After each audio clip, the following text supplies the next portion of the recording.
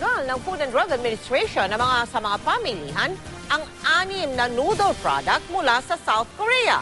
Ito ay matapos makumpirma ng mga otoridad doon na naglalaman ng chemical na kung tawagin ay benzopyrene ang mga produktong Nongshim Neoguri, Hot, Multi at Mild, Nongshim Big Bowl Noodle Shrimp, Nongshim Sengseng Udon Bowl Noodle at Nongshim Sengseng Udon. Posible makapagdulot umano ng cancer ang chemical na benzopyrene.